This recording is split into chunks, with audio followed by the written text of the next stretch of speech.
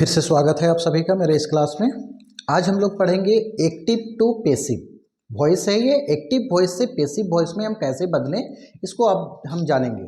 ये active to passive बहुत important है मैट्रिक के एग्ज़ाम के लिए, 9-10 के एग्ज़ाम के लिए और किसी भी कंपटीशन एग्ज़ाम के लिए। तो इसको एकदम आसान भाषा में हम एक्टिव टू पैसिव को समझने की कोशिश करते हैं और आसानी से कैसे हम क्वेश्चन को देखते ही कैसे हम उसको आसानी से बना पाए, इस ट्रिक को हम सीखते हैं। तो आज हम लोग पढ़ रहे हैं active voice to passive voice, यानी कि एक्टिव वॉइस से पैसिव वॉइस में हम कैसे इसको बदलें। तो पहले हम जानते हैं कि एक्टिव वॉइस है क्या।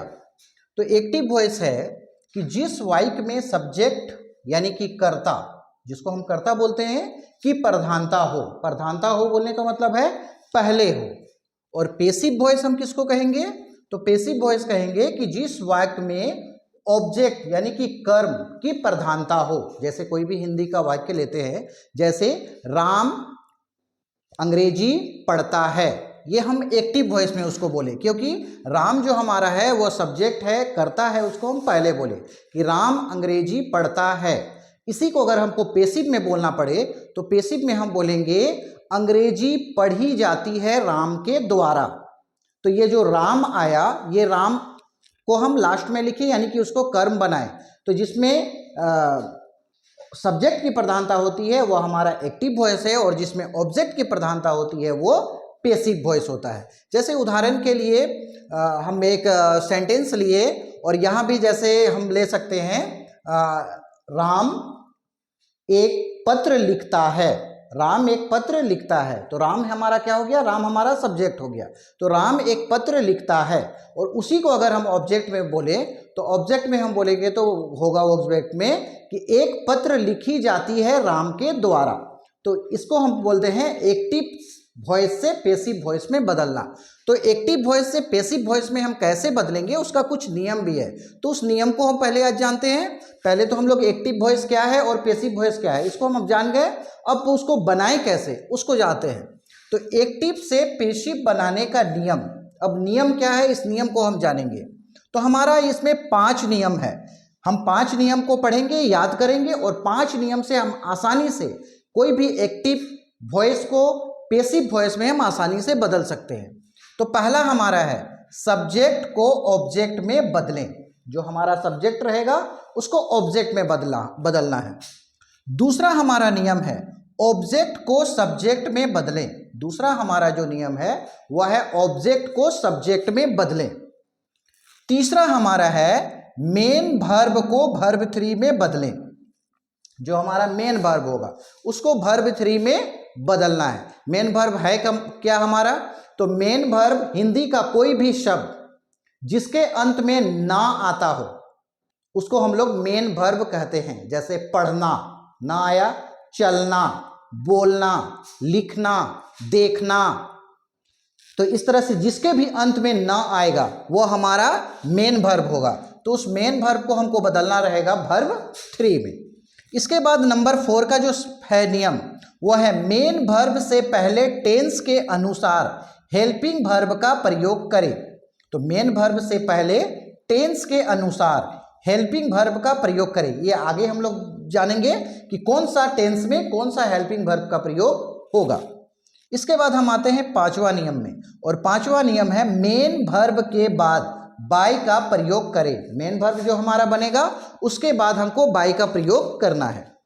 अब ये 5 नियम हमारा हो गया। इसके बाद कुछ चीज को और भी हमको ध्यान देना है। सब्जेक्ट से अगर हम ऑब्जेक्ट में बदलें या ऑब्जेक्ट से हम सब्जेक्ट में बदलें तो ये क्या होगा। जैसे अगर सब्जेक्ट हमारा आई रहे, उसको ऑब्जेक्ट में बदलेंगे तो वह मी हो जाएगा, और अगर ऑब्जेक्ट मी है उसको सब्जेक्ट में लाएंगे तो वह आई होगा। ठीक उल्टा उसका होता जाएगा। अगर सब्जेक्ट वी रहे उसको ऑब्जेक्ट में चेंज करेंगे तो वह अस हो जाएगा। सब्जेक्ट अगर यू रहे उसको ऑब्जेक्ट में बदलेंगे तो वह यू रहेगा। सब्जेक्ट अगर ही रहे उसको ऑब्जेक्ट में बदलेंगे तो वह हिम होगा। सब्जेक्ट अगर शी रहे उसको ऑब्जेक्ट में बदलेंगे तो वह हर हो जाएगा। सब्जेक्ट अगर कोई नेम है, कोई नाम है, उसको ऑब्जेक्ट में बदलेंगे तो वह नाम ही रहेगा। सब्जेक्ट अगर दे है उसको ऑब्जेक्ट में बदलेंगे तो वह देम हो जाएगा। इसी तरह से अगर ऑब्जेक्ट में रहा तो सब्जेक्ट हो जाएगा। जैसे ऑब्जेक्ट में मी है उसको सब्जेक्ट बनाएंगे तो आई होगा। अस है उसको सब्जेक्ट बनाएंगे तो वी होगा, यू है उसको इधर लाएंगे तो वह यू ही रहेगा, हिम है इधर सब्जेक्ट अगर उसको बनाएंगे तो वह हिम हो जाएगा, हर है तो वह शी हो जाएगा, कोई भी नेम है तो वह नेम ही रहेगा और देम है तो दे हो जाएगा। यानी कि अगर सब्जेक्ट ये है, ऑब्जेक्ट में हमारा इसको चेंज करना है, और ऑब्जेक्ट अगर वो है, अगर हम सब्जेक्ट में बदलेंगे तो ये हो जाएगा।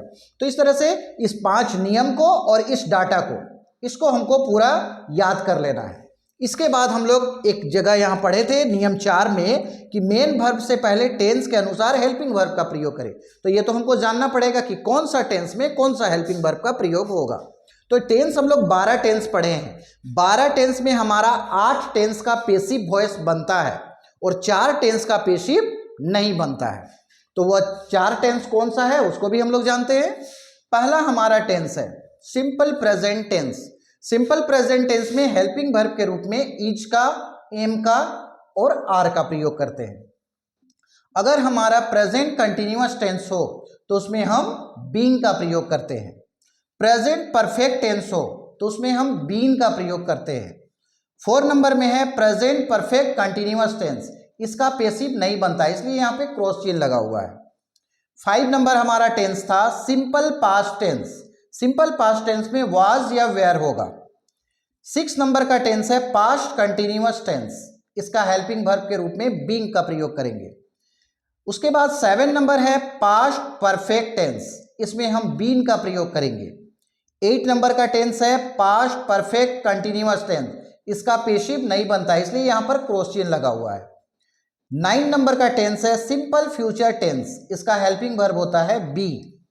10 नंबर का हमारा टेंस है फ्यूचर कंटिन्यूअस टेंस, इसका पेसिव नहीं बनता है इसलिए यहां पर क्रॉस चिन्ह लगा हुआ है। 11 नंबर का हमारा टेंस है फ्यूचर परफेक्ट टेंस, इसका हेल्पिंग वर्ब हो जाता है बीन। और 12 नंबर का हमारा टेंस है फ्यूचर परफेक्ट कंटिन्यूअस टेंस, इसका पेसिव नहीं बनता है इसलिए यहां पर क्रॉस चिन्ह लगा हुआ है।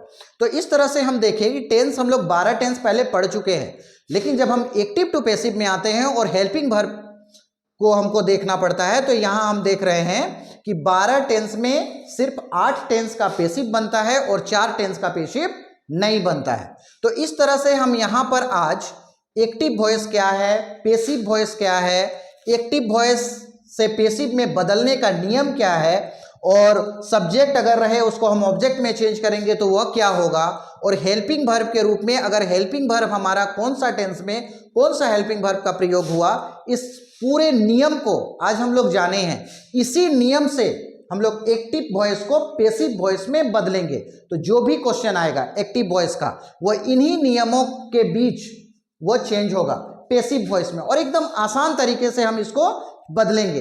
एक उदाहरण हम यहां पर देते हैं। जैसे हमारा कोई भी सेंटेंस होगा इंग्लिश का, जैसे हम एक छोटा सा सेंटेंस लेते हैं। यहां पहला हम सेंटेंस लेते हैं राम राइट अ लेटर। इसमें हम जानते हैं ये हमारा एक्टिव वॉइस में है, ये हमारा एक्टिव वॉइस में है। इसमें हम देखते हैं कि ये राम जो है, राम हमारा सब्जेक्ट है, ये राइट्स जो है ये लिखना, ये हमारा मेन वर्ब है, इसको हम एमबी लिख देते हैं, और अ लेटर जो लिखा हुआ है ये हमारा ऑब्जेक्ट है। तो Ram writes a letter, Ram हमारा सब्जेक्ट हो गया, राइट्स हमारा मेन वर्ब हो गया, और अ लेटर हमारा ऑब्जेक्ट हो गया। अब इसको हमको बदलना है पेसिव में। अगर हम इसको पेसिव में अगर हम बदले तो पेसिव में हमारा क्या होगा, तो पेसिव में हम लोग इस 5 नियम के बीच इसको चेंज करेंगे। तो एक उदाहरण हम लोग देख रहे हैं, तो इसमें पहले हम आते हैं। पहला हमारा नियम है सब्जेक्ट को ऑब्जेक्ट में बदले। ये हमारा राम सब्जेक्ट है, इसको हमको ऑब्जेक्ट में बदलना है, यानी कि उधर ले जाएंगे। तो राम एक क्या है, यहां देखेंगे नाम है, और किसी भी नाम को अगर हम ऑब्जेक्ट बनाएंगे तो वह नाम ही रहेगा। तो हम यहां पर लिख देते हैं इसको राम। पहला नियम हमारा खत्म हो गया। अब हम आते हैं दूसरा नियम में। दूसरा नियम हमारा है ऑब्जेक्ट को सब्जेक्ट में बदलें। ये ऑब्जेक्ट हमारा है, इसको हम इधर लाएंगे तो सब्जेक्ट वो बन जाएगा। हम यहां पर ले आते हैं और इसको लिख देते हैं लेटर। ये हमारा सब्जेक्ट बन गया। हमारा दूसरा नियम भी खत्म हो गया। अब हमारा तीसरा नियम बोलता है मेन वर्ब को वर्ब 3 में बदलें। मेन वर्ब हमारा है राइट्स, और राइट्स का वर्ब 3 होता है रिटन। हम यहां पर लिखेंगे रिटन। ये हमारा वर्ब 3 हो गया। ये तीसरा नियम भी खत्म हो गया। चौथा नियम हमको बोल रहा है मेन वर्ब से पहले टेंस के अनुसार हेल्पिंग वर्ब का प्रयोग करें। तो यहां हम देख रहे हैं कि राम राइट्स अ लेटर, ये हमारा कौन सा टेंस है? तो ये हमारा सिंपल प्रेजेंट टेंस है। सिंपल प्रेजेंट टेंस में है ये कि राम एक पत्र लिखता है। सिंपल प्रेजेंट टेंस में हेल्पिंग वर्ब के रूप में इज, एम और आर का प्रयोग होता है। यहां पे लिखा हुआ था इज, एम, आर का प्रयोग होता है। अब हम यहां देखेंगे हमारा सब्जेक्ट बन रहा है ए लेटर, तो ए लेटर के साथ इज होगा, एम होगा या आर होगा। तो हम यहां देख रहे हैं कि अगर आई हमारा सब्जेक्ट रहता तो आई के साथ एम होता। अगर हमारा जो सब्जेक्ट यू, वी या दे अगर रहता तो उसके साथ हमारा आर होता। लेकिन हमारा सब्जेक्ट अगर ही, शी, इट और कोई भी अगर नेम रहे तो उसके साथ क्या होगा? इज होगा। तो यहां पर अ लेटर है तो अ लेटर के साथ क्या हो जाएगा? इज हो जाएगा। तो यह हमारा 4 नियम भी क्या हो गया? खत्म हो गया। अब हमारा नंबर 5 है। नंबर 5 है मेन वर्ब के बाद बाई का प्रयोग करें।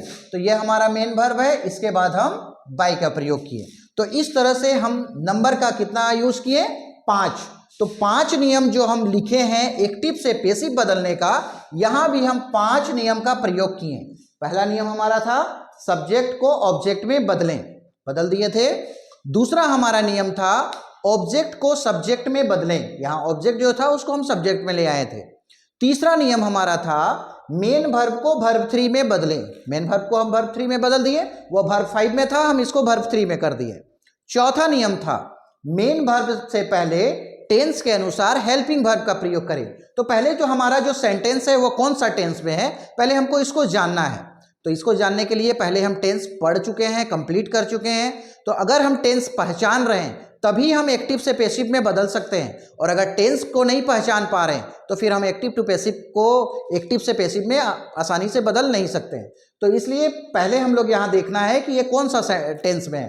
तो यहाँ हम पाएँ कि ये हमारा सिंपल प्रेजेंट टेंस में है। तो सिंपल प्रेजेंट टेंस में हेल्पिंग वर्ब के रूप में हम देखें 3 हेल्पिंग वर्ब का प्रयोग किया जाता है, इज का, एम का या आर का। लेकिन सब्जेक्ट के हिसाब से हम यहाँ पर यूज किए इज का, क्योंकि ए लेटर के साथ इज होगा। इसके बाद हमारा 5वां नियम था मेन वर्ब के बाद बाई का प्रयोग किए। हम यहाँ मेन वर्ब था, उसके बाद हम बाई का प्रयोग किए। तो इस तरह से हमारा जो पहला सेंटेंस था Ram writes a letter, Ram एक पत्र लिखता है, एक्टिव में था, इसको हम पैसिव में चेंज किए। तो पैसिव में चेंज किए तो हमारा हो गया a letter is written by Ram, एक पत्र लिखी जाती है राम के द्वारा।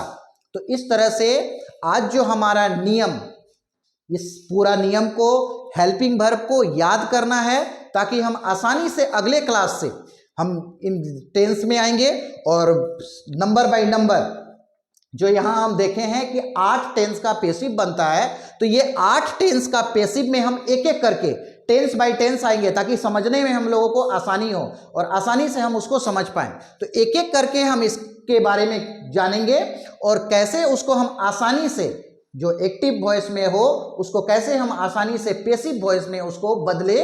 तो इसके लिए पहले इस नियमों को एक बार अच्छी तरह से अपने कॉपी पे लिख लेना है, याद कर लेना है, ताकि देखते ही सेंटेंस को देखते ही हमको समझ में आ जाए ये कौन सा टेंस है और किस तरह से 5 नियम का प्रयोग करके हम उसको आसानी से बना पाए।